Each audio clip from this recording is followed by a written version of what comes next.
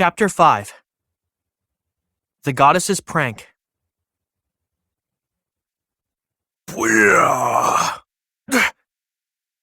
Those claws missed by a mile. Just watch them go by my face. I'm back in the bluish halls of the dungeon. This goblin is so loud, the echoes of his cries tell me where he is even when I'm not looking. I can see it in his eyes. He's frustrated. He's coming back for more. 1 miss, 2 miss, 3, also a swing and a miss. Left, right, diagonal. Here comes a side swipe. Step back and he hits nothing but air. As long as I keep my eyes open and this floor has wide hallways that make sense, I can keep dodging like this all day. It is surprisingly humid in here, though. I'm already soaked with sweat. This goblin sure is a tenacious little guy. He just keeps coming after me, flailing his stubby little arms. I keep my own arms up and out of the way, let the rest of my body twist and dodge his attacks. My leg might not be at 100% just yet, but I'm more than capable of dancing with him. I think I just saw something. Not the goblin. He's shaking his fist in frustration. Above, there is a shadow stuck to the wall right there. It jumps in front of the light specks, casting a large shadow. Incoming! I roll backward just in time to avoid its surprise attack. My eyes are still a bit hazy. Too much blood to the head. Looks like 4 legs. Some kind of lizard, maybe? Scaly brown skin, a tongue flicking in and out of its mouth. Yep, this is a lizard. Including its tail, it might be as long as I am tall. A dungeon lizard. It shows up on lower levels 2 through 4, same class as goblins and kobolds. Ha! The moment I was waiting for. If the goblin can wait, I have to finish off this one first. It has sucker discs under its feet. It'll climb back up the wall to line up another attack if I don't take it out now. If it gets away, what a pain. The goblin jumps in for another attack. Sidestep. I'll take care of you in a moment. I've got to repay this lizard for his sneak attack. Blast off! Yeah! The dungeon lizard must have sensed my blade. It made straight for the wall. However, I'm faster. Dagger to the other hand, jump forward, there! I plunge my blade deep into the lizard's back. It howls in pain, limbs thrashing. Did I hit the magic stone shard? Haha, looks like I just made a Liz kebab. In its last gasp, it bends backward, trying to bite my face. Not even close. A second later, it falls limp on the floor. Its body is still here. Magic shard is still okay. Yay! Oh yeah, the goblin is still here too. Got my dagger out of the dungeon lizard's corpse. Good defensive stance. I've got an idea. I unclip my backpack from my arm and hurl it straight at the incoming goblin. Projectile baggage, not bad. Wide-eyed goblin never saw it coming. Time slows as I watch my bag slice through the air and slam into the goblin's face. The sound of impact booms through the hallway. The goblin flies backward like a bug flicked off a shoulder. My strength has reached the point that I'm able to not only carry heavier drop items through the dungeon, but can also use the backpack itself as a weapon against lower-tier monsters. He's still rolling like a snowball, clutching my bag. Snap! Ouch, that crack sounds like it hurt. He's stopped rolling, but his body is convulsing. And now he's not moving anymore. Don't let down your guard just yet, Belle. Yep, it's dead. Take a deep breath, relax those shoulders. Battle is over for now. Flicking the lizard blood off my dagger, I slide it back into its sheath. All right. Stretch out the arms and legs a bit. The knee's not too bad. I finally have my full range of motion back. Still stings a bit, though. I don't want to test it more than I have to. I'm glad. This means I'm stronger, right? I mean, I'm in the lower fourth. Cleared out the monsters in this area, too. That last battle went very well, now that I think about it. I didn't have any trouble dispatching the dungeon lizard and the goblin, even though it was 2-on-1. I even favored my good leg and still dodged all of their attacks with ease. That alone proves it. I'm getting stronger. Just as the goddess said, I'm improving very fast. But am I catching up to Miss Wallenstein? From the bottom of my soul, I really hope so. She's level 5, but I have no idea beyond that just how strong she is. There is a flame burning within me that keeps me going. It tells me that I can get there. That should be enough for today, though. I need to get the magic stones from the dungeon lizard and the goblin. I might be attacked on the way home, too, don't forget. I made 3 trips up to exchange shards for money earlier today. My pack was too heavy to keep going. Time to start number 4.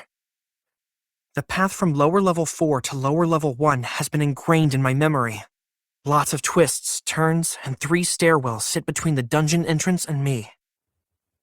I encounter a few kobolds and goblins on the way there, but they're no big deal. It's gotta be evening by now. The sky should be turning orange. I start seeing other adventurers halfway through lower level 1. There was only 1 entrance and exit, so I'm used to seeing a few on my way home. Look at their armor. It's amazing. That elfess, hers is so sleek and poised. And that dwarf, his armor looks like a mobile fortress. Then there's me, in my crappy little outfit. I should get through here as quickly as I can. Please don't notice me. I wonder if the goddess will come back today. She left to go to a friend's party 2 days ago. She said she'd be gone for a few days, so I'm not too worried, but still. I probably miss having her around more than she misses me. I wonder what she's doing right now. Almost there. A long, wide tunnel connects the upper part of the dungeon with the outside world. Many people call it the beginning road. There is a large hole in the ceiling at the head of the road. Unfortunately, I have to climb 10 meters of a spiral staircase to get out of here. The hole's diameter is about 10 meters as well. Just one giant tube. I join countless groups of adventurers as they climb the winding silver staircase. After the last few steps, everything changes. The walls look man-made. Even the smell is refreshing. This is the basement of the White Tower, Babel. The room is like a giant wheel resting on its side, but with no spokes. Seriously, thousands of adventurers could be in here and still have room to breathe. It's hard to believe I'm standing directly above the most dangerous place in the world. The monsters are right below me. Maybe that's why it looks like a giant shrine. If someone told me this place was supposed to be used as an altar and a ceremony to honor the gods, I'd believe it. The walls are a mix of blue and white. They're dotted with stone plaques inscribed with names, probably adventurers from a time gone by. There are many long, thick pillars scattered all around. I can't count them all. Too many. A grand mural covers the ceiling of the chamber from end to end.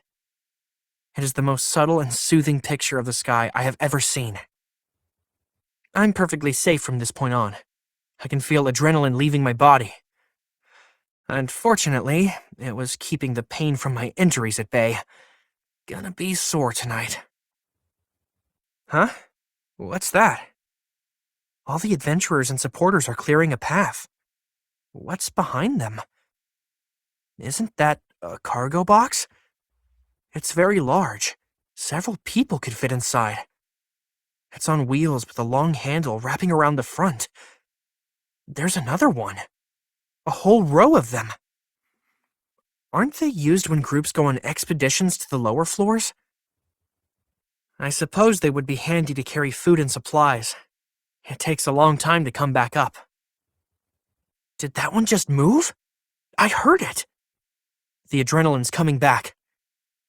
Okay, calm down. Let's watch it. Just see if I'm hearing things.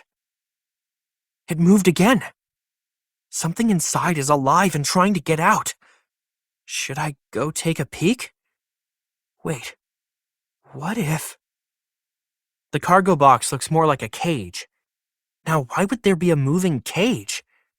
Unless there's a monster inside it? I just hear a soft growl coming from within the box. It has to be a monster. Is it okay for a monster to be here? The guild manages this tower. They control the lid of the dungeon. In ancient times, the monsters would emerge almost every day. I'm sure that caused a lot of problems. So this tower was built to keep them down there. It's our guard tower.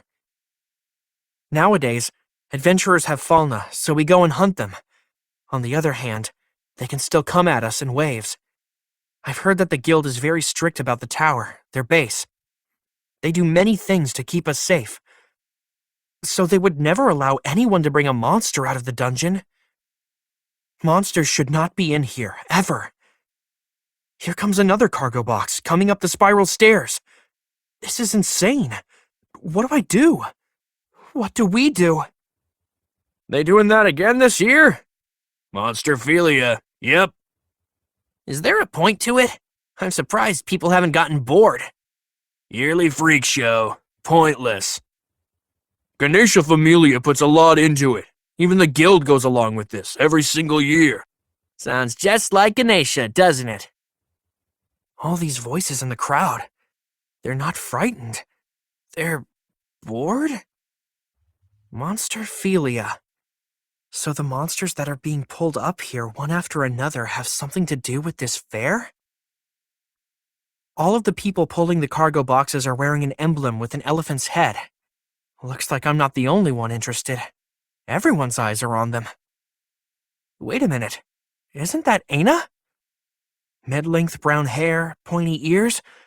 Yep, that's my boss standing over there. No ifs, ands, or buts about it. She looks really serious. Ah, another guild worker. I guess they're talking about where these monsters need to go. She must be on the job. She's even got paperwork in her hand. I'd better leave her alone. If that guy I overheard was right, the guild is in charge of these cargo boxes.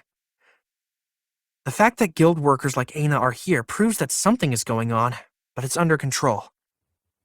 There are so many things I want to ask her, but I'll wait for another chance. She'll be angry at me if I get in the way.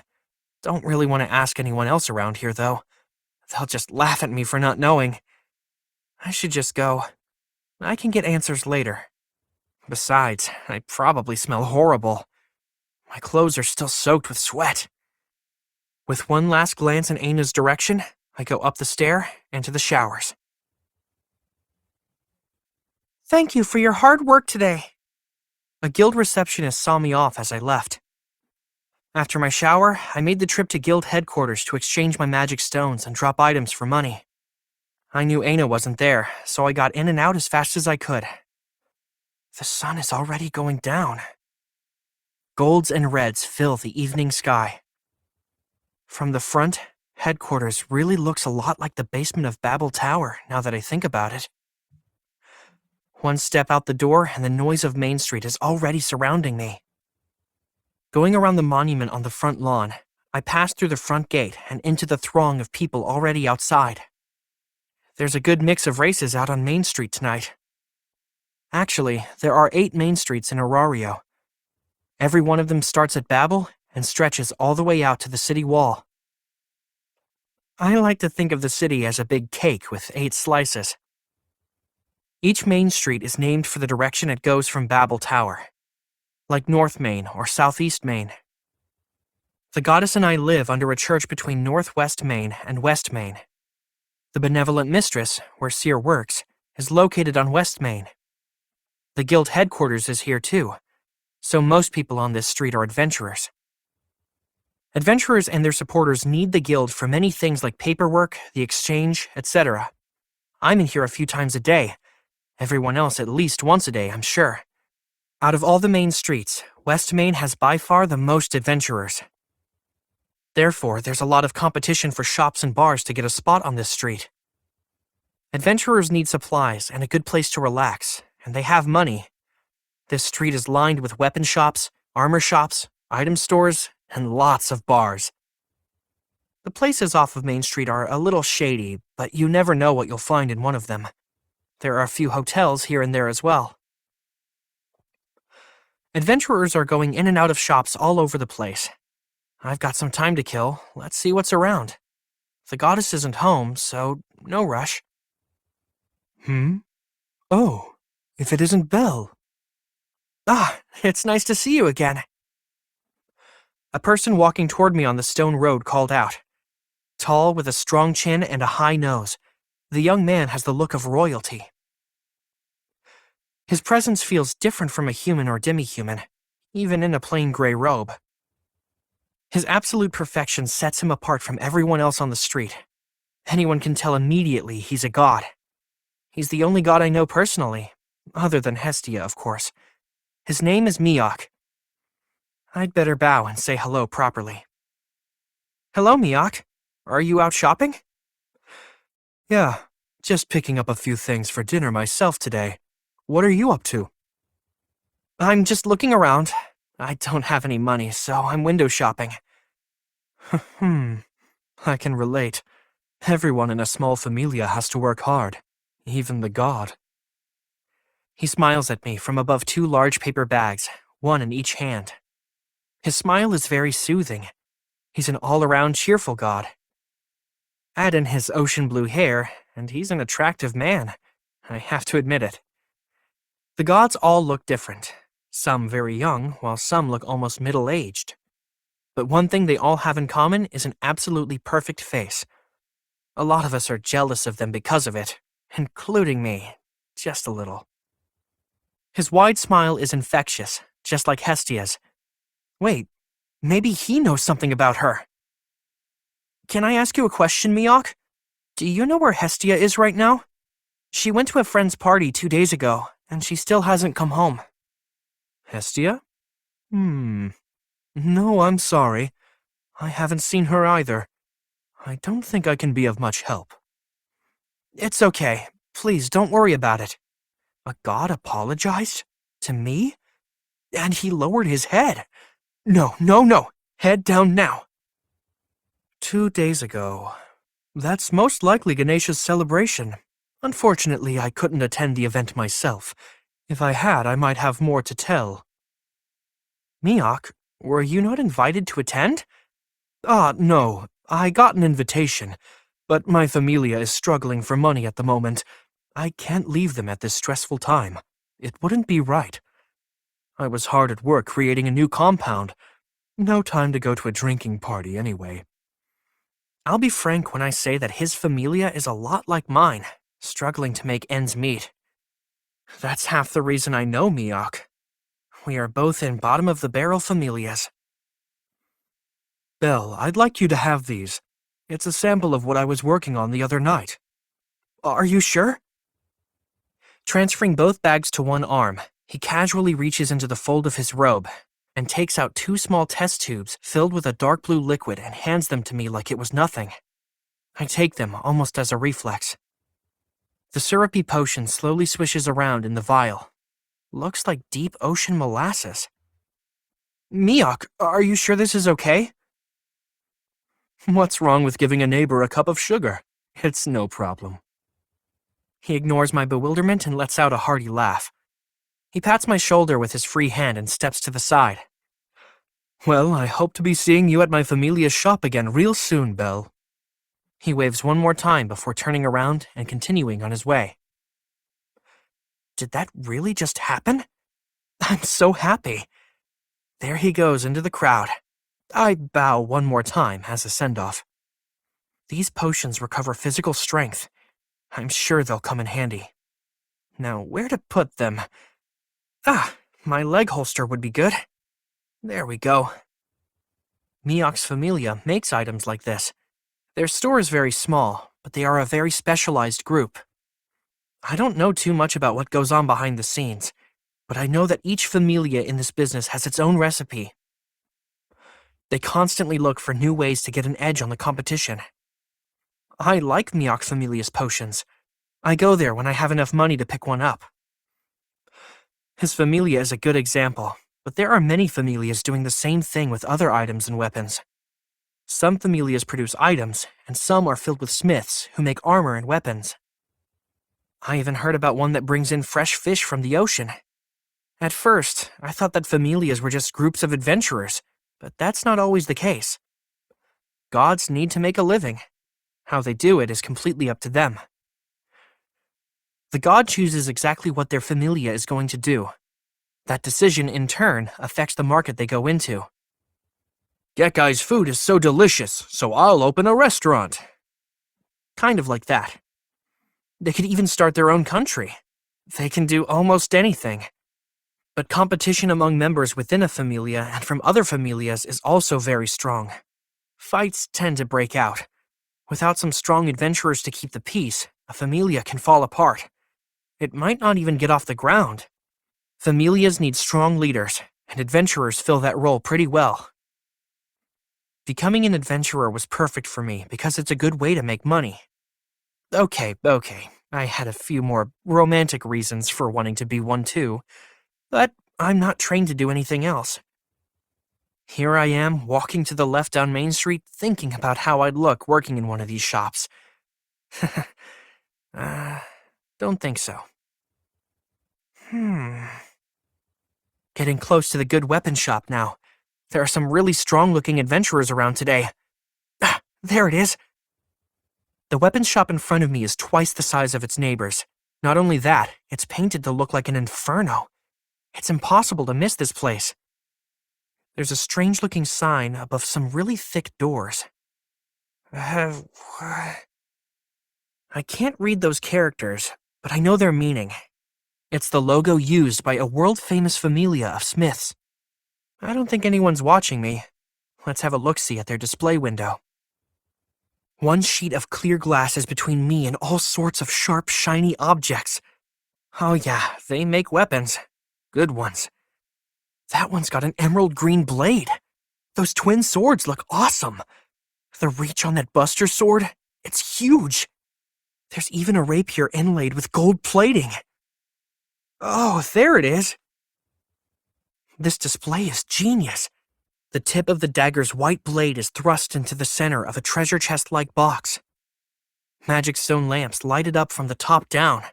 It's like that dagger itself is the treasure, and I just found it.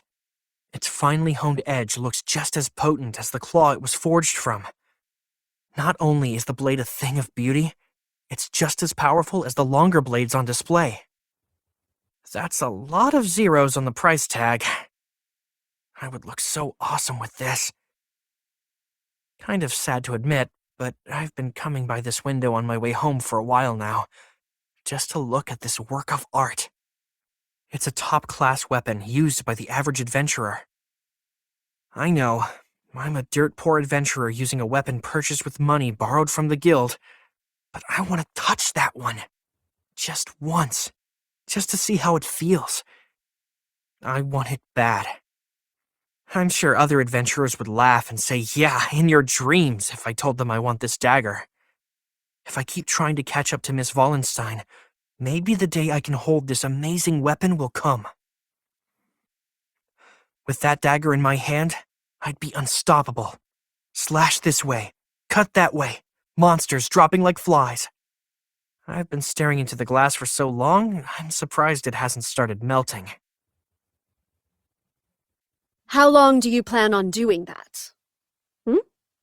While Belle was drooling over a weapon on display on the first floor of the weapons shop, a very irritated red-haired goddess was sitting behind a desk on the third floor above him. Hephaestus, dressed in her familia's uniform, had had enough. Her frustration poured into every syllable of her words. The source of her annoyance was on the other side of her desk, a goddess on her hands and knees with her face pressed onto the floor. It was none other than Hestia. They were on the third floor of Hephaestus Familia's main store located on Northwest Main.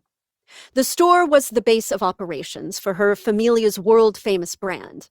The third floor was devoted to management and currently packed with tension. You realize I'm very busy. You may be very quiet, but I can't concentrate on paperwork with you there. Don't you get it? Hestia.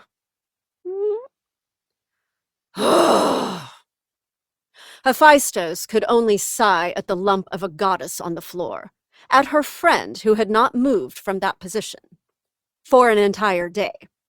That's how long Hestia had kept her head down, plastered to the floorboards. On the night of the celebration, Hestia had asked her to have her familia make a weapon for one of her members. Hephaestus dismissed it immediately.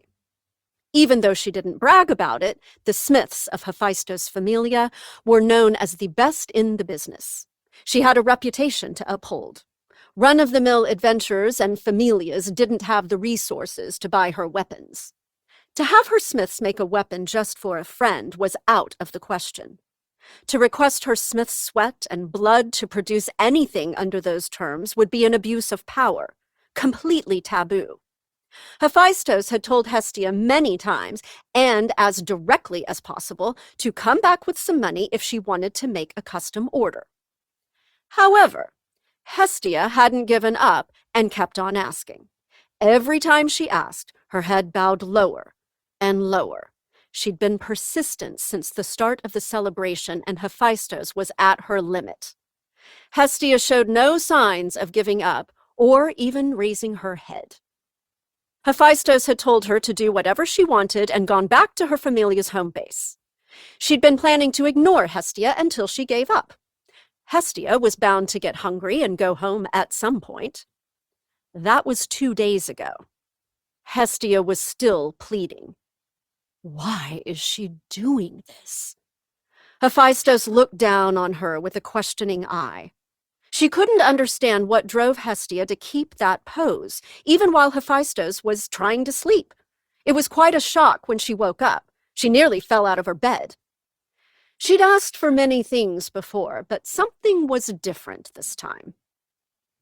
Hestia's strong will, her obsession, was shining through. Just what is that pose? You've been doing it since yesterday. Dogeza. Dogeza? Take told me this pose had the power to make people forgive whatever you have done and grant any request. Take? Take Makatsuchi. Ah, said Hephaestus, as the face of the god in question floated into her mind. She knew that if Hestia was taking his advice, this could be a real pain. I can't take this anymore, Hephaestus sighed. She couldn't focus on her paperwork, so she set her feather pen on the side of her desk and piled up the papers that still needed her signature. The sun cast long golden shadows across the room. Night was almost upon them. Hephaestus glanced outside before straightening her always perfect posture. Taking a deep breath, she cast her gaze onto the back of Hestia's head. Hestia, tell me, why are you going this far?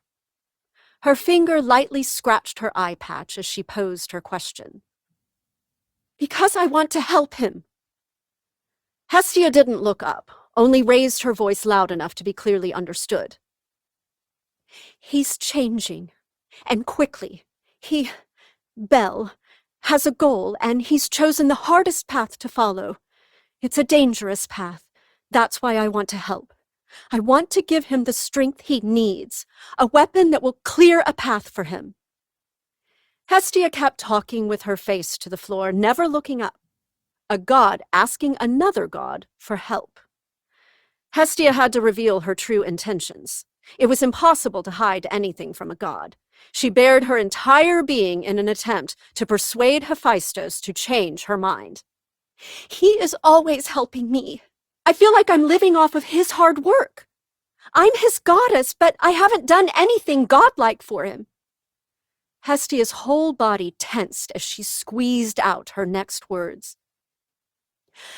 I hate being useless. Her voice was weak, but it was enough to reach Hephaestus's ears. At that moment, the truth in Hestia's words convinced her to act. All right. A weapon shall be made for this boy. Hestia's eyes shot open as her head popped up. Hephaestus shrugged. If I didn't say yes, you'd never move. Yes. Thank you, Hephaestus. Hestia tried to jump to her feet, but after spending a day face down on the floor, her limbs weren't ready. She fell back to her knees, an innocent smile on her face. Hephaestus sighed again, but this time it was lighthearted. She knew she was being too nice to her, but Hephaestus saw a change in Hestia. She felt no animosity helping her like this. At least Hestia wasn't shut up in a room in her shop anymore. Thinking of the difference between those days and now made her smile despite herself. But let me say this. You will pay back every single vow. Understood? I don't care if it takes 100 years. You will repay me. That didn't mean she was going to give the weapon to her for free. Even though Hestia was taking advantage of her own resources to get what she wanted, the world-famous Hephaestos Familia was taking action. Hestia had to work for it. However, Hestia had shown resolve. Hephaestos nodded to herself as she stood up from her chair, walked over to the still kneeling Hestia, and softly poked her nose. I know. I can do it if I try, and I'll prove to you that my feelings for Belle are the real thing. I'm looking forward to it. Hephaestos was only half listening to Hestia's bold words as she walked over to a shelf at the other side of the room. Mostly used for decoration, the shelf held a line of brand-new short hammers of varying colors. What does he use? He uses a knife. Hephaestos muttered, "Is that right?" under her breath as she picked up a vermilion hammer from the display shelf. The hammer had no useless decorations or markings. It was designed to be used, not seen. Hephaestos slid the tool into a pouch strapped around her waist. Next, she walked farther down the shelf to a clear crystal case and opened the lid. The case contained a mix of assorted metals and alloys. She selected one that sparkled a light silver hue. Mithril. Lighter and stronger than iron, mithril was also far more malleable and easier to work with. It was the best metal for a female blacksmith's thin arms, with no special abilities to shape. Hephaestos? Are you going to make it yourself? Yes, of course. That should be obvious. This has nothing to do with my familia. It's a private request between us. I can't let them get involved. This was the main store of her familia's business, but it was equipped with a rather small forge and workshop on the first floor. Hephaestos was planning to go there to make the weapon herself. She shot Hestia a look with her good eye as if to say, "You have a problem with that?" Hestia shook her head and arms, indicating not one. Her face beamed with youthful energy. Why would I have a reason to complain? Belle will get a weapon made by the most famous blacksmith in all of Tenkai. In fact, I couldn't ask for more. Have you forgotten? This isn't Tenkai. I can't use my power here. The gods and goddesses had a mutual agreement. All of them were forbidden to use arcanum while on Gakkai. Hephaestos had made hundreds of weapons and pieces of armor for gods while living in Tenkai, but down here, the goddess of the forge was on par with an unblessed child, just a human in terms of strength. You think I care? I'm so happy you're doing this. She didn't doubt Hephaestos' skill. Accepting her work with no conditions still made Hephaestos uneasy. It was written all over her face. What bothered her most was that she didn't care. You will be lending me a hand. I'm not going to let you just sit around. You can count on me. Hiding a small smile with her fingers, Hephaestos turned to leave. Hestia followed her, bouncing up and down like an excited puppy. Got to follow the customer's wishes, don't I? Hephaestos was changing her mindset from the leader of the familia to that of a craftsman. The blade that Hestia desired. A blade that would clear the path for an adventurer. a blade worthy of the name Hephaestus. Easier said than done. Hephaestus dug through her memory to recall as much information about the boy as she could. Belle Crenell, human, a barely 14-year-old boy. He was the only member of the Hestia family. He'd received his Falna little more than 2 weeks ago. Basically, he was a greenhorn as far as adventurers were concerned. A high-quality blade usable by the most inexperienced of adventurers. This was a very difficult problem. Adventurers who tried to use too strong of a blade suffered for it. Their growth stopped as they tried to master the weapon. They couldn't wield it in battle. To put it simply, they were not ready. On the other hand, if she made a poor blade, it would damage the name Hephaestus. Hephaestus considered herself a smith before a god. She took a lot of pride in everything she made. She wouldn't allow herself to produce anything less than the best. It was her policy. Anything worth making was worth making well. She decided to put her heart and soul into making the perfect blade. She was between a rock and a hard place. Well, how shall we do this? She called on the knowledge that came from making countless other pieces. It may be for a friend, but this order is a real pain in the ass. Hestia looked on with bubbly eyes as Hephaestus went to work, cursing the whole thing. The goddess left 3 days ago. She's still not back.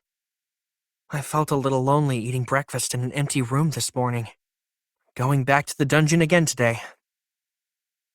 I have a job to do. It doesn't matter if she's here or not. Besides, I want to surprise her with a big pile of loot when she gets back. Hey, look how much I earned while you were away.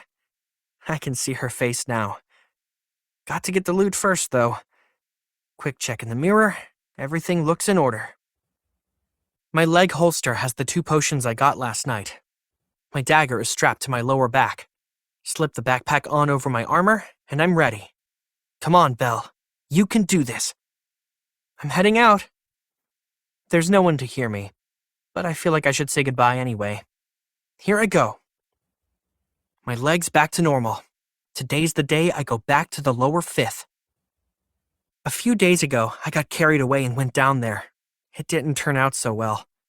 I ran away crying, literally. It'll be different this time.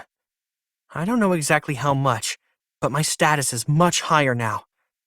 Well, just to be safe, maybe I should talk with Aina before going into the dungeon today.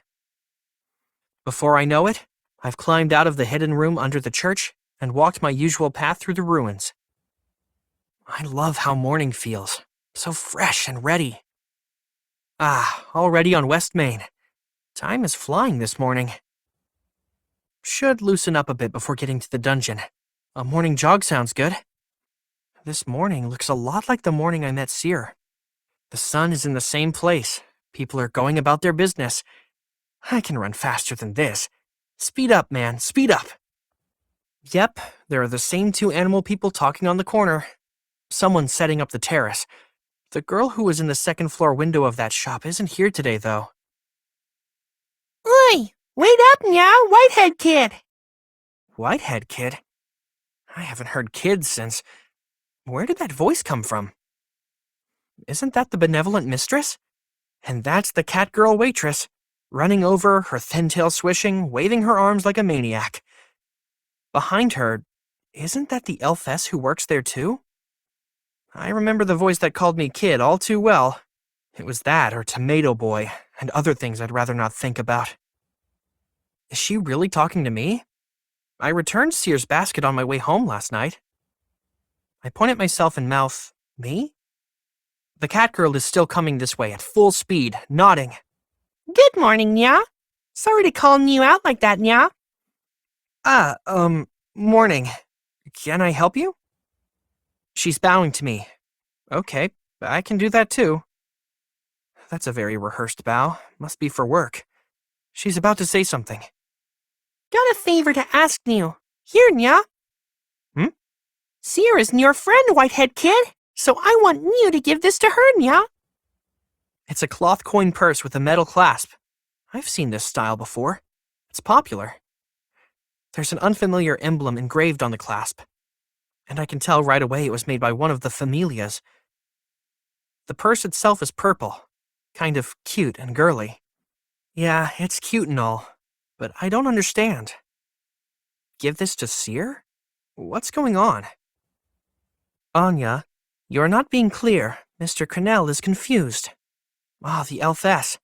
She was the one on the terrace this morning. Maybe she can tell me what's up. Hang on. She said Mr. Cornell.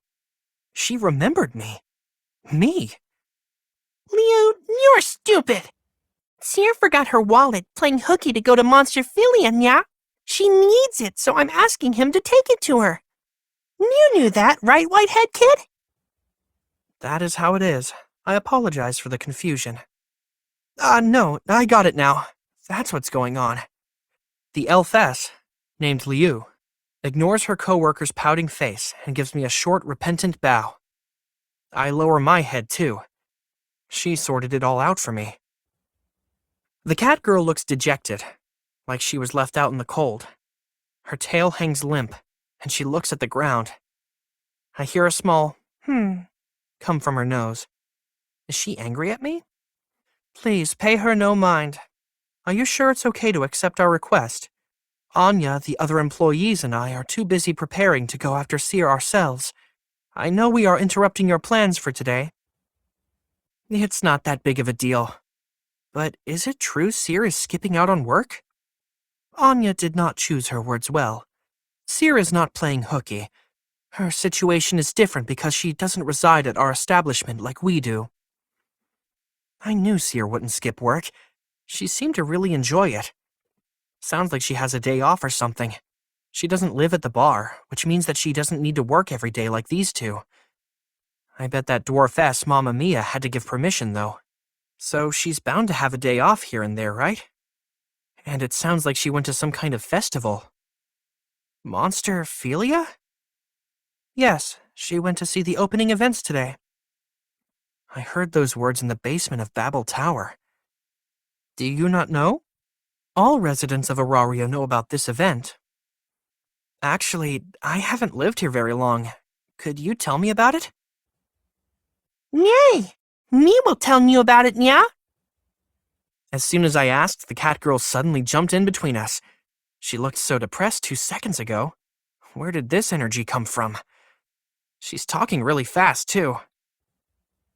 Monsterphilia is an event put on once a year by Ganesha Familia, Nya. We fill the stadium for a day and tame the monsters, Nya. Huh? Tame? What the hell is she talking about? Taming the monsters? Keeping those vicious beasts as pets? It's not really that strange, Nya. You're an adventurer, Nya, aren't you, Whitehead? You have seen when a slain monster wakes up with a look in its eyes. It wants to be our friend, Nya. No, I can't say I have. Should I believe her? Can I? I must look confused, because Liu speaks up again. Taming has been recognized as a skill. I am being brief, but a person proves him or herself more powerful than a monster. In turn, the monster obeys that person's commands. The monster obeys their commands. Sounds like I'm in another world. The monsters in the dungeon have bad tempers, Nya, so usually monsters already above ground are tamed. But Ganesha Familia's tamers are good. They break the dungeon-born monsters too, Nya. Ganesha Familia. I've heard that name before. They are probably the most influential familia in Aurario. I've heard there's a ton of members, too. So basically, these tamers fight a monster until it submits, and people watch? That's right, Nya. Like a really big circus. Except much more dangerous. Yeah, I got it. We wanted to go too, Nya, but Mommy Mia said no. Seer said she'd buy us something, but she forgot her wallet, Nya. She smiled and waved, but no money. Careless girl, Nya. Anya, I don't believe you are correct. I got this figured out. Seer can't buy souvenirs or anything else without her wallet. I owe her, so it's the least I can do to take this to her. I believe that the area around the stadium on East Main will be very crowded. If you head in that direction, you should find the stadium easily. Seer just left, Nya. You can catch up. Sure thing. My heavy backpack would get in the way, so I asked them to keep it at the Benevolent Mistress. I can swing by later to pick it up. Clutching Seer's wallet in hand, I make my way toward Babel Tower. I'll need to go beyond it, but it should be a straight shot from here. Monsterphilia. I wonder what it's like. Maybe I should check it out later?